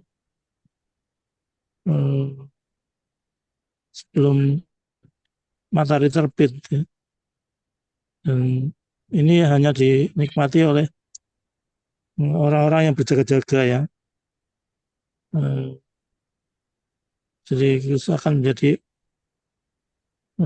bintang fajar ini bagi orang yang berjaga-jaga. Kristus akan menjadi matahari itu bagi orang secara umum ya. Tetapi bintang fajar bagi pengasihnya yang berjaga-jaga. Ya kita perlu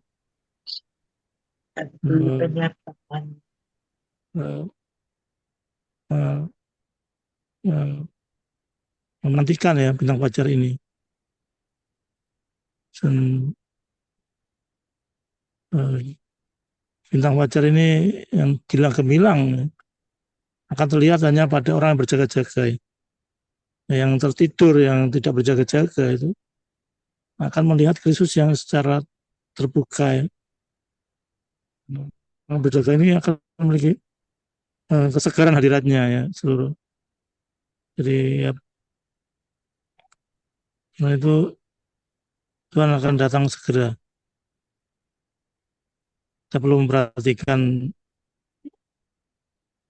kedatangannya ini yang akan memberikan pahala dan hukuman ya. Hukuman ini bukan untuk orang yang tidak percaya, ini hukuman ini adalah bagi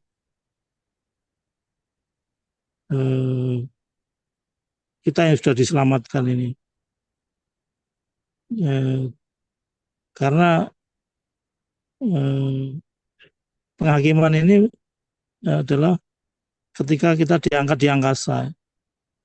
Jadi orang-orang yang diangkat di angkasa ini loh, semua orang-orang yang sudah diselamatkan ya. Karena orang yang tidak diselamatkan tidak mungkin diangkat ke angkasa. Dan setelah diangkat di angkasa ini akan diadili menerima pahala atau hukuman. Jadi hukuman ini bukan untuk orang yang tidak percaya Tuhan, ini adalah orang-orang yang sudah diselamatkan ya.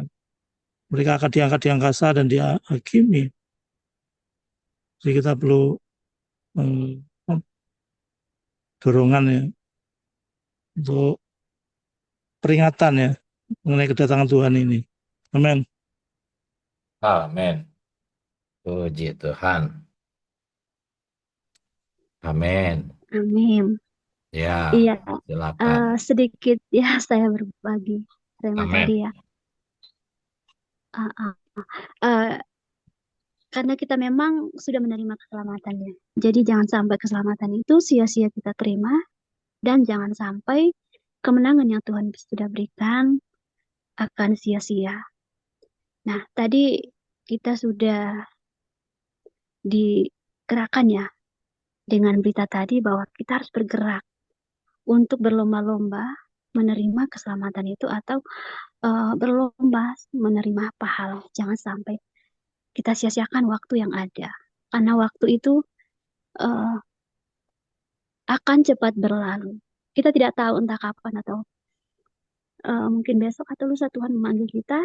Itu adalah suatu yang pasti akan kita sesali. Kenapa kita tidak berlomba dulu? Kenapa kita masih hidup dalam, mungkin kita masih santai ya, tadi sudah dibilang sama Ibu. Mungkin kita masih santai-santai karena mungkin kita berpikir, masih ada waktu. Tetapi jangan sampai waktu itu membuat kita santai. Jadi kita harus waspada ya untuk menjalani kehidupan ini. Karena hidup itu hanya satu kali. Nanti tidak akan mungkin lagi kita bisa hidup. Yang ada hanyalah sebuah penyesalan. Jadi kita memang berlomba-lomba untuk mendapatkan dan menikmati kemenangan itu. Keselamatan dan kemenangan yang Tuhan berikan, jangan sampai kita sia-siakan dan membuat kita santai bahwa kita sudah menerima keselamatan. Jadi mungkin memang kita harus waspada, dan memang sudah dikatakan dalam Alkitab bahwa waspadalah dalam segala hal, ya, supaya kita jangan sampai ketinggalan. Tadi sudah dirembet ya sama Ibu, jangan sampai kita seperti gadis-gadis yang bodoh.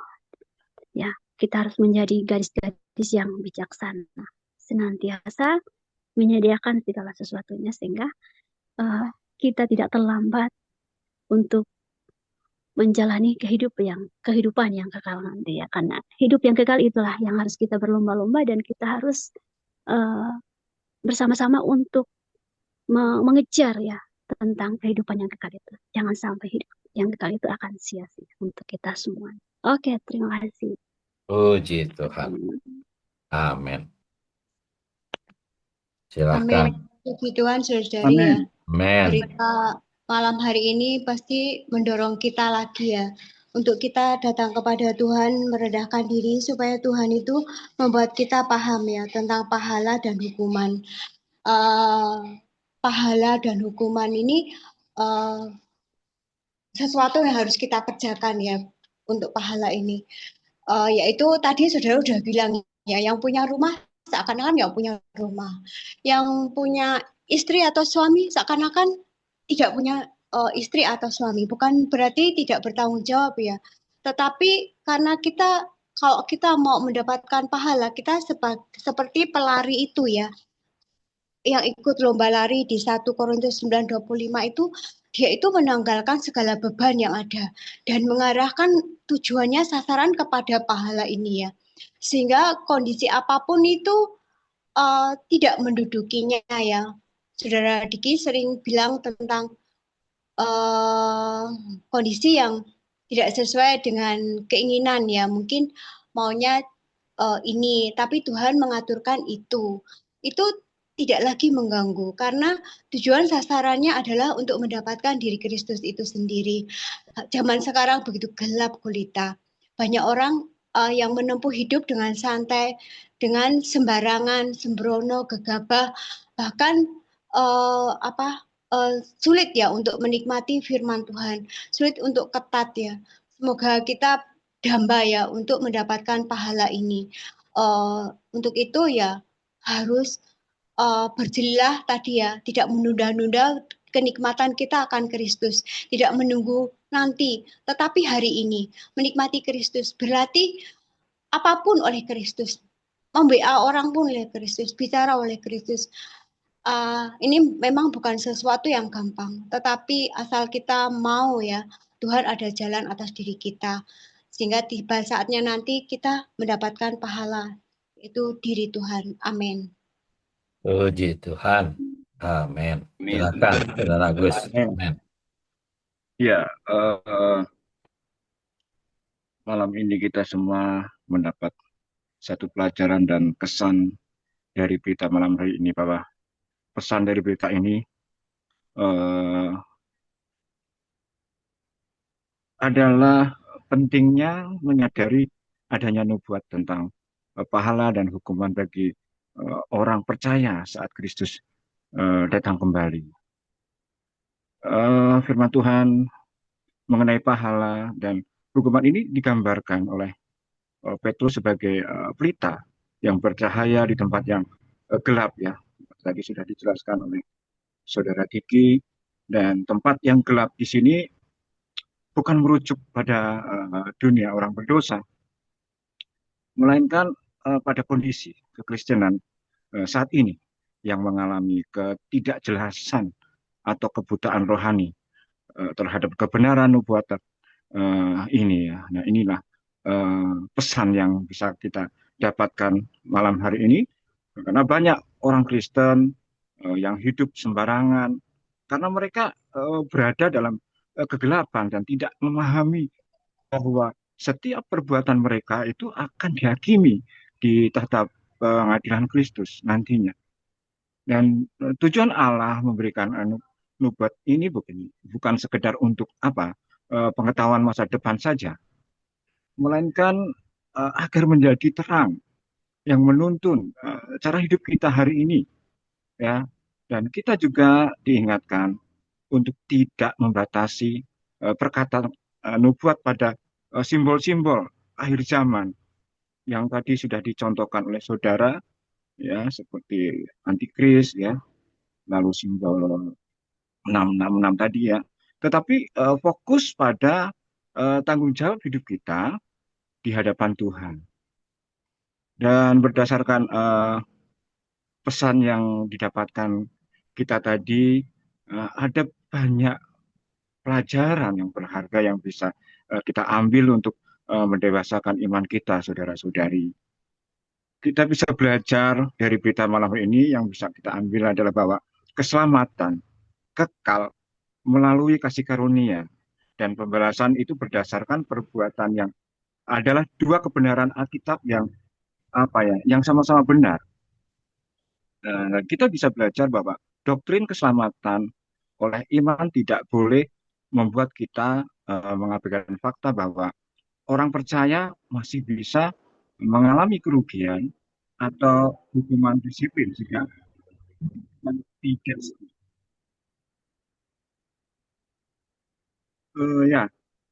seringkali terjadi pertentangan ayat, tadi sudah dijelaskan ya, bahkan di pikiran kita karena teologi yang terlalu menekankan satu sisi saja. Saya pun juga sering mengalami hal ini ya, tapi malam hari ini betul-betul ada satu pelajaran yang bisa saya ambil ya, dari situlah sehingga mengabaikan kebenaran tentang tahta pengadilan Kristus, dan kita diajar untuk tidak menjadi seperti hamba yang malas atau gadis yang bodoh yang akhirnya kehilangan upah dan mengalami penderitaan rohani karena mencintai dunia. Jadi memahami nubuat ini akan mendidik kita, batin kita untuk memiliki gairah yang baru dalam melayani Tuhan dan menjauhkan diri dari dunia. Dan pembelajaran ini pada akhirnya mengajarkan kita untuk selalu memeriksa diri melalui firman-Nya agar langkah-langkah hidup kita tetap berada di dalam terang. Dan saudara-saudari, setelah kita memahami berita malam hari ini, kita dapat menarik pesan ya, yang bisa kita terapkan dalam kehidupan kita, dalam diri kita sehari-hari, ya secara praktis ya. Jadi bahwa berita malam hari ini mengajak kita untuk lebih serius lagi dalam mempelajari seluruh perkataan Tuhan, ya termasuk bagian-bagian yang berbicara tentang konsekuensi perbuatan kita, ya. Dan kita perlu waspada agar tidak menyerang atau menolak kebenaran tentang hukuman bagi kaum beriman hanya karena rasa takut atau pemahaman teologi yang boleh dikatakan sempit gitu ya. Dan ketika kita memiliki terang dari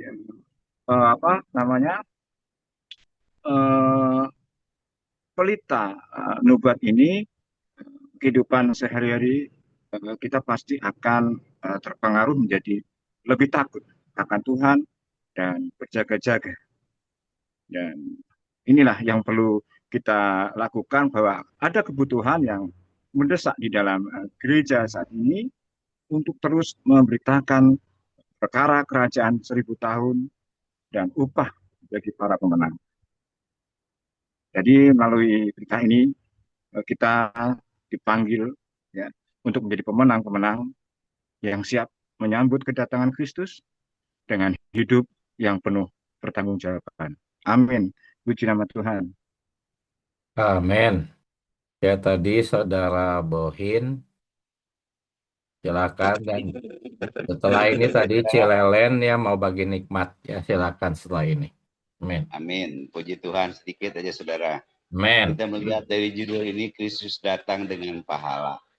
Memang khususnya bagi saya sendiri, kedatangan Kristus itu masih tanda tanya di dalam diri saya. Apakah kita sudah siap untuk menyambut kedatangan Tuhan untuk mendapatkan pahala, atau masih merasa ketakutan, saudara? Itulah yang khususnya menjadi pergumulan saya. Meskipun saya udah berpuluh-puluh tahun hidup dalam gereja, tapi sampai hari ini saya itu masih banyak ketakutan begitu Kristus datang. Apakah kita itu sudah siap atau udah matang untuk menyambut kedatangan Kristus hari ini? Itulah khususnya yang menjadi pergumulan saya. Seperti saudara tadi katakan, Kristus datang untuk mendapat pahala itu bukan hasil dari kebaikan kita atau keburukan kita, tapi seberapa jauh hari ini kita bisa menikmati Kristus, mengalami Kristus dan mengekspresikan Kristus. Itulah yang mesti kita lakukan hari ini, saudara. Makanya melihat dari judul sini, Yesus datang itu hari ini, kita harus mulai dari hari ini kita harus bersiap untuk menyambut kedatangan Kristus itu, agar kita sebagai anak-anak Tuhan, sebagai para pemenang itu bisa mendapatkan pahala. Makanya saudari-saudari, hari ini kita menyambut Kristus, apakah sudah siap dengan kematangan kita atau kita masih merasa ketakutan? Itulah yang menjadi khususnya pergumulan saya hari ini, saudara. Amin, puji Tuhan. Amin, puji Tuhan. Amin, puji Tuhan. Amen. Ya. Malam ini jadi ya kalau saya sih jadi terdorong ya. Apa yang tertulis di dalam Alkitab bukan satu hal yang untuk nakut-nakutin ya, tetapi itu satu nubuat yang akan digenapi. Tidak ada satupun nubuat yang tidak tergenapi. Yang nanti akan Tuhan genapi itu kedatangannya nanti.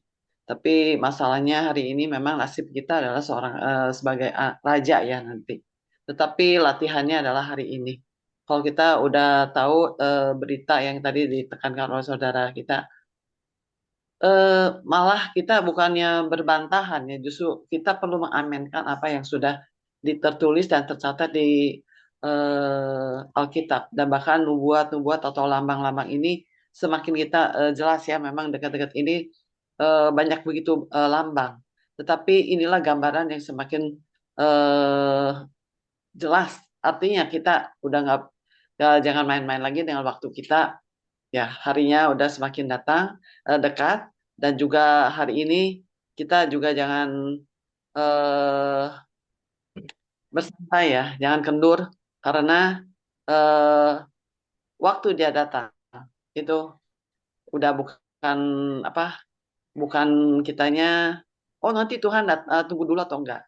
Ya, persiapan kita adalah hari ini. Karena kalau kita tidak latihan hari ini, kita waktunya nggak keburu ya, karena pertumbuhan hayat itu perlu sekali waktu yang cukup ya. Dan juga kita berhati-hati, jangan kita sudah mengumpulkan hayat, tapi kita masih bocor hayat ya. Tapi dan masih kita juga masih hidup bukan oleh Kristus ya, tetapi masih terus kita melakukan segala sesuatu kita tanpa tunduk ya. Jadi hari ini benar-benar ya, saya juga berdoa Tuhan, ya ini memang kedambaan kita semua ya. Kita mau tadi dibilang jadi pemenang ya. Seringkali ya jangan egois maunya pemenang. Ya itu adalah satu dorongan, satu pahala. Paulus pun mengejar ya. Itu adalah yang udah disiapkan dengan oleh Tuhan. Ya kita juga memang satu sisi kita mengejar pahala, satu sisi juga kita adalah untuk kepentingan Tuhan. Yang dimana kalau kita ada para pemenang sejumlah yang sudah cukup, Tuhan akan datang segera ya, dan akan menutup zaman ini, dan juga Dia akan mengalihkan zaman. Dan juga di situ juga kita akan ini ya, jangan sampai ketika Tuhan datang itu bukan satu sukacita, melainkan satu jerat ya. Karena kalau kita hari ini terus siap-siap, walaupun saya merasakan nggak mudah ya, sulit kita kembali ke dalam roh. Seringkali kita keluar lagi, kepancing lagi. Tetapi ya, biarlah kita terus mau berlatih ya, dengan menjadi orang yang pemakan, peminum dikatakan minggu yang ini. Dan juga kita perlu menjadi orang yang kembali ke dalam roh, sehingga kita juga perlu tunduk kepada tahtanya, sehingga kita mendapatkan penyalurannya. Ya puji Tuhan, dengan berita demi berita ini semakin kita jelas ya, semakin terang apa sih nasib kita nanti, dan apa sih yang harus kita siapkan hari ini. Biarlah kita karena waktu-waktu ini adalah jahat, ya kita perlu benar-benar minta belas kasihan Tuhan. Biarlah kita senantiasa, biarlah Tuhan menggarapkan kita ya, sehingga kita semua bisa mengalami satu pertumbuhan. Ya, jangan kita diam di tempat, tetapi kita perlu berlari. Kita perlu berjaga-jaga dan siap-siap ya, karena apa yang sudah Tuhan katakan, dan apalagi kita di pemulihannya berita sudah dibukakan, artinya kita udah jangan sampai meragukannya lagi ya, tetapi kita justru hari inilah mengambil kesempatan untuk kita bersiap ya, sehingga kita bukan jadi bukan mendapatkan penghakiman, tetapi kita mendapatkan pahala. Amin. Puji Tuhan. Ya, puji Tuhan. Terima kasih saudara-saudari. Jadi saya perjelas bahwa hukuman yang dimaksud bukan kehilangan keselamatan. Ya. Jadi hari ini saya tidak membahas tentang pahala dan penghukuman, tetapi saya mendorong saudara-saudari mempelajari perkataan nubuat tentang pahala dan penghukuman. Itu malam ini yang saya sampaikan. Mengenai pelajaran pahala dan penghukuman, tadi saya sudah sampaikan buku-bukunya, lalu nanti saya sampaikan juga link video mengenai penghukuman sejaman atau pendisiplinan. Di sana baru jelas fakta-fakta Alkitabnya. Tetapi sekali lagi, hukuman yang dimaksud bukan kehilangan keselamatan. Yaitu di FKKP minggu 48 juga disinggung, hanya tadi mungkin saya belum menyinggungnya. Ya, baik saudara-saudari, semoga kita dibuat giat, terdorong untuk memperhatikan perkataan nubuat, khususnya tentang pahala dan penghukuman. Ya, Baik, mari kita berdoa. Silakan buka mic, saudara-saudari. Kita menyeru nama Tuhan. Tuhan Yesus. Tuhan Yesus, pada malam hari ini, firman-Mu telah mendorong kami untuk memperhatikan perkataan nubuat. Perkataan nubuat itu adalah pelita. Pelita itu bisa semakin terang di dalam batin kami. Itulah yang akan menjaga langkah-langkah kami menempuh kehidupan hari ini. Tuhan Yesus, kami bersyukur padamu untuk berita pada malam hari ini, bahwa kami masuk seminggu ke depan, masuk ke FKKP minggu 48, kami semakin diteguhkan untuk memperhatikan perkataan nubuat tentang pahala dan penghukuman. Terima kasih Tuhan Yesus. Kami berdoa di dalam nama Tuhan Yesus. Haleluya. Amin. Ya, puji Tuhan, saudara-saudari. Terima kasih. Tuhan memberkati. Selamat malam. Amin. Selamat malam, saudara. Terima kasih. Ya.